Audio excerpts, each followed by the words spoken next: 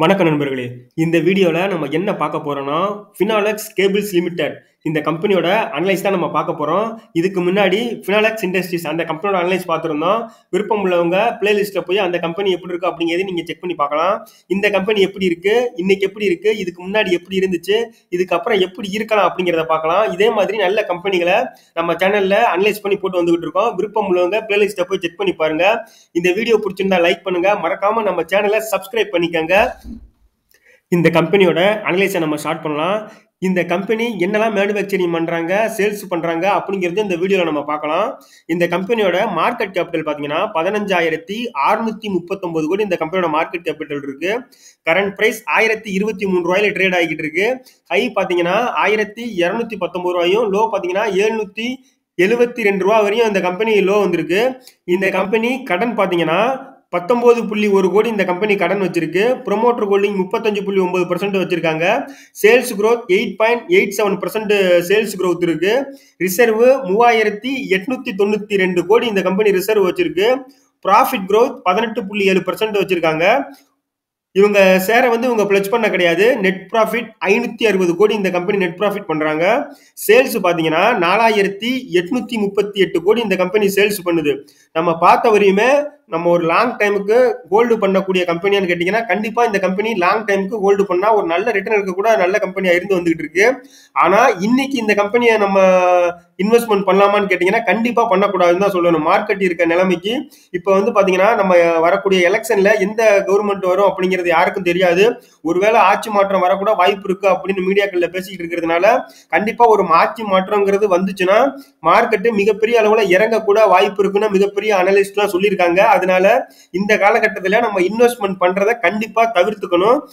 ரிசல்ட்டுக்கு அப்புறம் நீங்க இன்வெஸ்ட்மெண்ட் பண்றதை நம்ம யோசிக்கலாம். அதுக்கப்புறம் மார்க்கெட் எப்படி போகுது, டவுன்ல போகுதா இல்ல பழையபடி அப்படியே கொண்டு போறாங்களா அப்படிங்கிறத பார்த்துட்டு அதுக்கப்புறம் வேணா நம்ம இன்வெஸ்ட்மெண்ட்டை ஸ்டார்ட் பண்ணலாம ஒழிஞ்சு இப்போ யாரும் இன்வெஸ்ட்மெண்ட்டை ஸ்டார்ட் பண்ணாதீங்க. இந்த கம்பெனில இதுக்கப்புறம் ரிசல்ட் சார்ட் அதெல்லாம் எப்படி இருக்கு அப்படிங்கிறத நம்ம அடுத்தடுத்து நம்ம பார்க்கலாம். இந்த கம்பெனியோட ஓவரால் சார்ட் எப்படி இருக்குன்னு பாருங்க. 2006ல இருந்து 2024 வரை இந்த கம்பெனி பாத்தீங்கன்னா 2006லலாம் 50 ரூபா 60 ரூபா அந்த ரேஞ்சிலே தான் ட்ரேட் ஆகிட்டு இருந்திருக்கு. பெரிய மூவ்மெண்ட் எல்லாம் ஆகல. அந்த 90 ரூபா ஒரு கை போயிருக்கு. அதுக்கப்புறம் பாத்தீங்கன்னா அந்த 40 ரூபா 20 ரூபா அந்த ரேஞ்சிலே தான் கிட்டத்தட்ட 2015 வரையே ட்ரேட் ஆகிட்டு இருந்திருக்கு. 2015க்கு அப்புறம் தான் இந்த கம்பெனி ஒரு நல்ல மூவ்மெண்ட் கொடுத்துருக்குன்னு சொல்லலாம். இது எதனால அப்படிங்கறத நம்ம ரிசல்ட்ல பார்க்கலாம். எந்த ஒரு கம்பெனியுமே அவங்க ரிசல்ட்ல நமக்கு தெரிஞ்சிடும் எந்த அளவுக்கு அவங்க ப்ராஃபிட் பண்ணியிருக்காங்க. அதனாலதான் இந்த கம்பெனி படிப்படியா பாத்தீங்கன்னா 2015க்கு அப்புறம் ஒரு நல்ல ரிட்டர்ன் கொடுத்துக்கிட்டு இருக்காங்க. இந்த இடத்துல பாத்தீங்கன்னா 2021ல 2019ல இருந்து பாத்தீங்கன்னா ஒரு கொரோனா காலகட்டத்துல இந்த கம்பெனி டவுன்ல தான் இருந்திருக்கு. அதுக்கப்புறம் எந்த அளவுக்கு இந்த கம்பெனி டவுன் ஆச்சோ, நீங்க 2018ல இந்த கம்பெனில இன்வெஸ்ட்மெண்ட் பண்ணியிருந்தீங்கன்னா இந்த கம்பெனி நல்ல ரிட்டர்ன் கொடுக்குறாங்க, குவார்டர்லி ரிசல்ட் நல்லா இருக்கு அப்படின்னு பார்த்துட்டு லாங் டைம்ல நான் ஹோல்டு பண்றேன்னு பண்ணியிருந்தாங்கன்னா இன்னைக்கு பாத்தீங்கன்னா அந்த 700 ரூபாயில இருந்து அப்படியே 1000 ரூபாய்க்கு மேல ட்ரேட் ஆகிட்டு இருக்கு. ஒரு 300 ரூபாய் ரிட்டர்ன் ஒரு 2 வருஷத்துல ஒரு ஸ்டாக்குக்கு இந்த கம்பெனி நல்லா கொடுத்துருக்காங்க. எந்த ஒரு கம்பெனியா இருந்தாலும் நம்ம வாங்கிட்டோம்னா ஒரு ஸ்டாக்கை 10ல இருந்து ஒரு 15 வருஷத்துக்கு ஹோல்டு பண்ணாதான் ஒரு நல்ல ரிட்டர்ன் எடுக்க முடியும். இந்த மாதிரி சின்ன சின்ன டவுன்லாம் கண்டுக்கிட்டு பயந்துக்கிட்டு நான் ஒரு 300 ரூபாய்க்கு வாங்கியிருக்கேன் ஒரு 200 ரூபா வந்துருச்சுன்னா பயந்துக்கிட்டு வெளியில கண்டிப்பா வரக்கூடாது. நல்ல கம்பெனியா இருந்தா கண்டிப்பா ஹோல்டு பண்ணி ஒரு லாங் டைம் வெயிட் பண்ணலாம். அந்த வகையில இந்த கம்பெனி நல்ல கம்பெனியா தான் இருந்து வந்துகிட்டு இருக்காங்க. நம்ம என்னதான் சார்ட்டை பார்த்தாலும் ஒரு லாங் டைம்ல ஒரு அப் அண்ட் டவுன் கொடுத்தாலும் பாத்தீங்கன்னா இப்ப பழையபடி 1000 ரூபாய் போய்கிட்டு இருக்கு, 1000 ரூபாய் ட்ரேட் ஆகிட்டு இருக்கு. இதுக்கப்புறம் இந்த கம்பெனி இதே மூவ்மெண்ட் கொடுப்பாங்களா, 1000 ரூபாயில இருந்து அதுக்கு அடுத்து கையை நம்ம உடச்சு மேல மேல போகுமா அப்படிங்கிறத இந்த கம்பெனியோட ரிசல்ட்டை வச்சு நம்ம பார்க்கலாம்.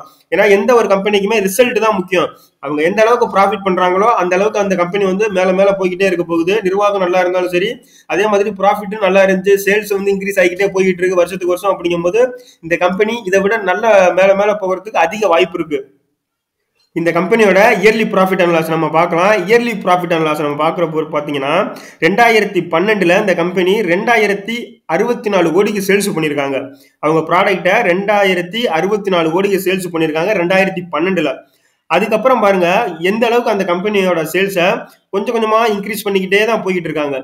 பெரிய அளவுல எந்த இடத்துலயுமே அவங்க கம்மி பண்ணவே கிடையாது. நல்லா பாத்தீங்கன்னா உங்களுக்கு தெரியும் 2012ல இருந்து இதுவரை 2024 வரை அவங்களோட சேல்ஸை கொஞ்சம் கொஞ்சமா இன்க்ரீஸ் பண்ணிக்கிட்டே தான் போய்கிட்டு இருக்காங்க. 2064 கோடி 2012 பண்ணவங்க 2024 4838 கோடி அளவுக்கு அவங்களோட சேல்ஸை வந்து இன்க்ரீஸ் பண்ணிட்டாங்க.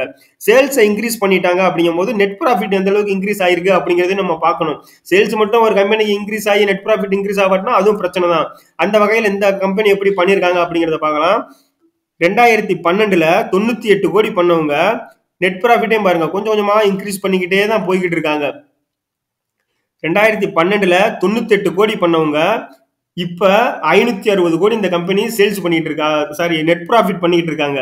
கொஞ்சம் கொஞ்சமா அவங்க நெட் ப்ராஃபிட்டை இன்க்ரீஸ் பண்ணிக்கிட்டே வந்துகிட்டு இருக்கிறதுனாலதான் இந்த கம்பெனி பாத்தீங்கன்னா படிப்படியா 2015 அப்புறம் ஒரு நல்ல மூவ்மெண்ட் ஆயிருக்குன்னு சொல்லலாம். 200 ரூபா 60 ரூபா 70 ரூபால இருந்த ஸ்டாக்கு கொஞ்சம் கொஞ்சமா இன்னைக்கு பாத்தீங்கன்னா எந்த அளவுக்கு உங்களுக்கு ரிட்டர்ன் கொடுத்துருக்குன்னு பாருங்க.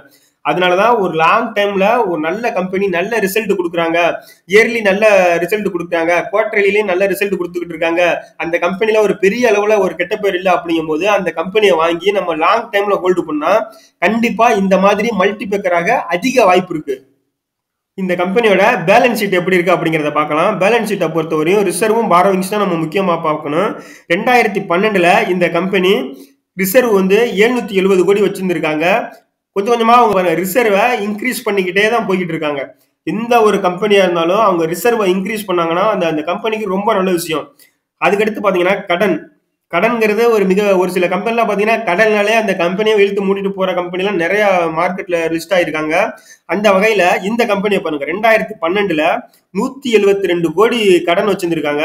கொஞ்சம் கொஞ்சமா கடனை வந்து கட்டி இன்னைக்கு பாருங்க எந்த அளவுக்கு கடன் இல்லாத அளவுக்கு தான் அந்த கம்பெனி இருக்கு. வெறும் 19 கோடி தான் இந்த கம்பெனிக்கு கடன். 2023 வந்து பாத்தீங்கன்னா 19 கோடி தான் இந்த கம்பெனி கடன் வச்சிருக்காங்க. 172 கோடி கம்பெனி கடன் வச்சிருந்த இந்த கம்பெனி இன்னைக்கு 19 கோடி தான் கடன் வச்சிருக்கு. அதே மாதிரி அவங்களோட ரிசர்வையும் பாத்துங்க கொஞ்சம் கொஞ்சமா படிப்படியா இன்க்ரீஸ் பண்ணி இன்னைக்கு ஒரு நல்ல நிலைமையில ரிசர்வ் கொண்டு வந்து வச்சுட்டாங்க. கடனையும் ரொம்ப கம்மி பண்ணி இன்னைக்கு வெறும் 19 கோடி வச்சிருக்காங்க. இந்த மாதிரி கம்பெனி தான் லாங் டைம்ல இன்னும் அவங்க அடுத்தடுத்த லெவலுக்கு போகிறதுக்கான அவங்க வேலையை செஞ்சுக்கிட்டு இருக்கிறதுனாலதான் இந்த மாதிரி கடன் எல்லாம் கட்டி பக்காவா அவங்களோட சேல்ஸ் இன்க்ரீஸ் ஆகிட்டு இருக்கு, நெட் ப்ராஃபிட் இன்க்ரீஸ் ஆகிட்டு இருக்கு, ரிசர்வையும் இன்க்ரீஸ் பண்றாங்க.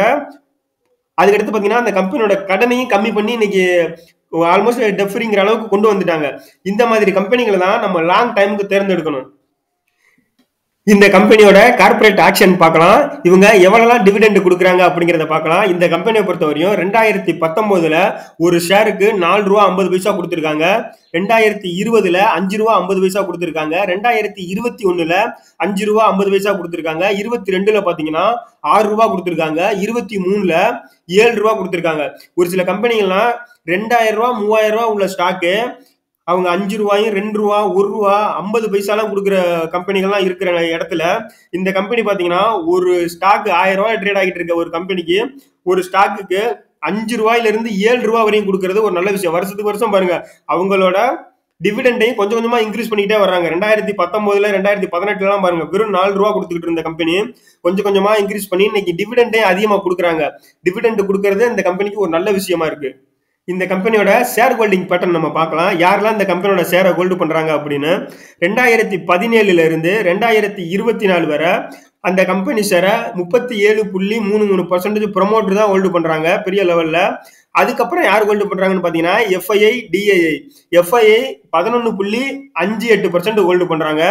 டிஐஐ பாத்தீங்கன்னா 18.87% ஹோல்டு பண்றாங்க. இந்த ரெண்டு பேருமே கிட்டத்தட்ட ஒரு 25%க்கு மேல ஹோல்டு பண்றது இந்த கம்பெனிக்கு ஒரு நல்ல விஷயம். எந்த ஒரு கம்பெனியுமே பாத்தீங்கன்னா எஃப்ஐஐடிஐ ஹோல்டு பண்றாங்கன்னா அந்த கம்பெனி ஒரு நல்ல கம்பெனியா இருக்கு, அதிக வாய்ப்பு இருக்கு. ஏன்னா நம்மள மாதிரி ரீட்டைல் இன்வெஸ்டர் தான் பாத்தீங்கன்னா ஏதோ ஒரு பென்னி ஸ்டாக்ல போயிட்டு இன்வெஸ்ட்மெண்ட் பண்ணிட்டு லாஸ் ஆயிட்டு வெளியில போறோம். ஆனா இந்த மாதிரி கம்பெனி எல்லாம் பாத்தீங்கன்னா அவங்க வந்து ஒரு நல்ல கம்பெனில தான் இன்வெஸ்ட்மெண்ட் பண்ணுவாங்க. அவங்க வந்து பல ரிசர்ச் பண்ணி இந்த கம்பெனி எப்படி போய்கிட்டு இருக்கு அப்படிங்கறத பாத்தீங்கன்னா டிஏ எல்லாம் பாத்தீங்கன்னா மியூச்சுவல் ஃபண்டுக்காரங்க தான் வந்து இந்த மாதிரி கம்பெனில இன்வெஸ்ட்மெண்ட் பண்ணுவாங்க. அவங்க எல்லாம் வந்து பாத்தீங்கன்னா சும்மா சாதாரணமா ஏதோ ஒரு கம்பெனி அனலைஸ் பண்ணிட்டு அந்த கம்பெனி இன்வெஸ்ட்மெண்ட் பண்ணாங்க. அந்த ஃபியூச்சர் ஓரியன்டா இருக்கா, அந்த கம்பெனி ப்ராஃபிட்ல இருக்கா, அவங்க மேனேஜ்மெண்ட் எப்படி இருக்கு எல்லாமே பார்த்து தான் அவங்க வந்து மக்களோட பணத்தை வாங்கி தான் இன்வெஸ்ட்மெண்ட் பண்றாங்க மியூச்சுவல் ஃபண்ட். எஃப்ஐஐ டிஏ எல்லாம் அந்த மாதிரி பண்றவங்க தான். அதனாலதான் பாத்தீங்கன்னா ஒரு நல்ல கம்பெனியை நம்ம தேர்ந்தெடுக்கும் போது எஃப்ஐஐ டிஏ அங்க வந்து கொஞ்சம் ஷேரை ஒரு 10-20% மேல அவங்க வச்சிருந்தாலே ஒரு நல்ல விஷயமா தான் பார்க்கணும். அந்த வகையில இந்த கம்பெனி ஷேர் ஹோல்டிங் பேட்டர்ன் பொறுத்தவரை நல்லா இருக்குன்னு தான் சொல்லணும். ஃபினாலெக்ஸ் கேபிள்ஸ் இந்த கம்பெனி என்னெல்லாம் மேனுஃபேக்சரிங் பண்றாங்க, சேல்ஸ் பண்றாங்க அப்படிங்கறத நம்ம பார்க்கலாம். பல பேருக்கு இந்த கம்பெனியோட பேர் பாத்தீங்கன்னா ஃபினாலெக்ஸ் கேபிள் அப்படிங்கிறதுனால இந்த கம்பெனி கேபிள் மட்டும் தான் மேனுஃபேக்சரிங் பண்ணி சேல்ஸ் பண்ணிக்கிட்டு இருக்காங்க அப்படின்னு பல பேர் நினைச்சுக்கிட்டு இருக்காங்க. இந்த கம்பெனியோட ஓன் வெப்சைட்ல போய் அந்த கம்பெனி என்னெல்லாம் மேனுஃபேக்சரிங் பண்றாங்க, மக்கள்கிட்ட என்னெல்லாம் சேல்ஸ் பண்றாங்க அப்படிங்கறத நம்ம பார்க்கலாம். இந்த கம்பெனியை பொறுத்தவரையும் பாத்தீங்கன்னா என்னெல்லாம் மேனுஃபேக்சரிங் பண்ணி சேல்ஸ் பண்றாங்க நீங்களே பாருங்க. ஒயர்ஸ் அண்ட் கேபிள் தான் மேஜரா பண்றாங்க. அதுக்கடுத்து பாத்தீங்கன்னா ஃபேன் பிசினஸும் பண்ணிக்கிட்டு இருக்காங்க. இன்னைக்கு அன்றாட வீடுகள்ல புது வீடு கட்டினாலும் சரி, ஒரு பழைய வீடா இருந்தாலும் சரி, நம்ம அன்றாடம் தேவைப்பட்டுக்கிட்டு இருக்கக்கூடிய பொருள் தான். அடிக்கடி நம்ம ஒரு புது புது இனோவேஷன்லாம் வர வர நம்ம மாத்திக்கிட்டு தான் இருக்கோம். இதுக்கு முன்னாடி பாத்தீங்கன்னா பழைய ஒரு ஃபேன் நம்ம வாங்கி யூஸ் பண்ணிட்டு இருந்தோம். இப்ப பாத்தீங்கன்னா பிஎல்டிசின்னு புதுசா ஒரு ஒரு இனோவேஷனை கண்டுபிடிச்சு இன்னைக்கு பாத்தீங்கன்னா எல்லா பிராண்டுமே பிஎல்டிசிக்கு மாறிட்டு இருக்காங்க. பழைய ஃபேன்லாம் பாத்தீங்கன்னா ஒரு மணி நேரம் ஓடுதுன்னா அதிகமான வாட்ஸ் எடுக்கும். 130 வாட்ஸ் 140 வாட்ஸ் எடுக்கும். அந்த ஃபேன் ஓடனாலே 120 வாட்ஸ் 150 வாட்ஸ் கிட்ட வேணும் பழைய ஃபேனுக்குலாம், நம்ம வீட்டில் உள்ள பழைய ஃபேனுக்குலாம். ஆனா இன்னைக்கு வர்ற பிஎல்டிசி ஃபேன்லாம் பாத்தீங்கன்னா வெறும் 25 இருந்து 35 வாட்ஸ் இருந்தாலே அந்த ஃபேன்லாம் நல்லா அந்த பழைய ஃபேனை விட இன்னைக்கு வேகமா ஓடுறது அளவுக்கு இன்னைக்கு கண்டுபிடிச்சிட்டாங்க. அதே மாதிரி பழைய ஃபேன்லாம் கொஞ்சம் கொஞ்சமா தூக்கி போட்டு இன்னைக்கு இந்த மாதிரி பிஎல்டிசி ஃபேனுக்கு மாறிக்கிட்டு இருக்காங்க. பழைய ஃபேன் இப்போ மேனுஃபேக்சரிங் பண்றது கொஞ்சம் கொஞ்சமா நிறுத்திட்டு வந்துட்டு இருக்காங்கன்னு தான் பார்க்கணும். இன்னைக்கு நீங்க வாங்கினீங்கனாலே பிஎல்டிசி ஃபேன் தான் வாங்குவீங்க. அந்த அளவுக்கு இன்னைக்கு பிஎல்டிசி ஃபேனோட வளர்ச்சி அதிகரிச்சுக்கிட்டே போயிட்டு இருக்கு. அந்த துறையிலையும் இந்த கம்பெனி பாத்தீங்கன்னா இந்த மேனுஃபேக்சரிங் பண்ணிட்டு இருக்காங்க. அதுக்கடுத்து வாட்டர் ஹீட்டர் பண்றாங்க, சுவிட்சஸ். புது வீடு கட்டும் போது நமக்கு கண்டிப்பா அந்த பொருள் வாங்காம இருக்க போறது கிடையாது. அதை இவங்க மேனுஃபேக்சரிங் பண்ணி சேல்ஸ் பண்ணிட்டு இருக்காங்க. அதுக்கு தேவையான சுவிட்ச் கியர்ஸ் மேனுஃபேக்சரிங் பண்றாங்க. ரூம் ஹீட்டர் சேல்ஸ் பண்ணிட்டு இருக்காங்க. நம்ம இந்தியாவில் அந்த அளவுக்கு நம்ம தமிழ்நாட்டை பொறுத்தவரையும் பெரிய லெவல்ல இது தேவைப்படாது. மித்த மாநிலங்கள்ல பல மாநிலங்கள்ல தேவைப்படுது. அதர் கண்ட்ரிகளுக்கும் கண்டிப்பா இது ரூம் ஹீட்டர் வச்சிருப்பாங்க. அதுக்கடுத்து பாத்தீங்கன்னா ஹோம் அப்ளையன்சஸ்னு இவங்க நிறைய இது பண்ணிக்கிட்டு இருக்காங்க. லைட்டு, இந்த மாதிரி மக்களுக்கு தேவையான பொருட்களை தான் அவங்க மேனுஃபேக்சரிங் பண்ணி சேல்ஸ் பண்ணிட்டு இருக்காங்க. இதெல்லாம் வந்து அழிய போற பொருள்லாம் கிடையாது. என்னைக்குமே மக்களுக்கு தேவைப்படக்கூடிய பொருட்கள் தான். எந்த ஒரு நல்ல பிராண்டு அவங்க வந்து மக்கள்கிட்ட நம்பகத்தன்மையா இருக்காங்களோ அந்த பிராண்டு தான் பாத்தீங்கன்னா மக்கள் நாடி நாடி போய் அந்த பிராண்டே வாங்கிக்கிட்டே இருக்க போறாங்க. அந்த வகையில இந்த கம்பெனி இந்த கேபிள்ங்கிறதுனால ஒரு நல்ல பேர் எடுத்திருக்காங்க இந்த கம்பெனி. கூடிய சீக்கிரம் பாத்தீங்கன்னா இந்த பொருட்களும் அந்த அந்த அதை வச்சே இதுவும் நல்ல ஒரு மூவ்மெண்ட் ஆச்சுன்னா இந்த கம்பெனி இப்ப இருக்கிறத விட இன்னும் நல்ல நிலைமைக்கு போறதுக்கு கூட அதிக வாய்ப்பு இருக்கு. இந்த கம்பெனி இதே மாதிரி நல்ல ரிசல்ட்டை கொடுத்து நல்ல குவார்டர்லி ரிசல்ட், இயர்லி ரிசல்ட் நல்லா இருக்கு, அவங்களோட சேல்ஸும் வருஷத்துக்கு வருஷம் இன்க்ரீஸ் ஆகிட்டே போயிட்டு இருக்கு அப்படிங்கும் போது இந்த மாதிரி கம்பெனிகளை நல்லா வாங்கி வச்சோம்னா ஒரு லாங் டைம்ல நல்ல ரிட்டர்ன் எடுக்க கூட அதிக வாய்ப்பு இருக்கு. இந்த வீடியோ பிடிச்சிருந்துச்சுன்னா மறக்காம லைக் பண்ணுங்க, நம்ம சேனலை மறக்காம சப்ஸ்கிரைப் பண்ணிக்கோங்க. நன்றி.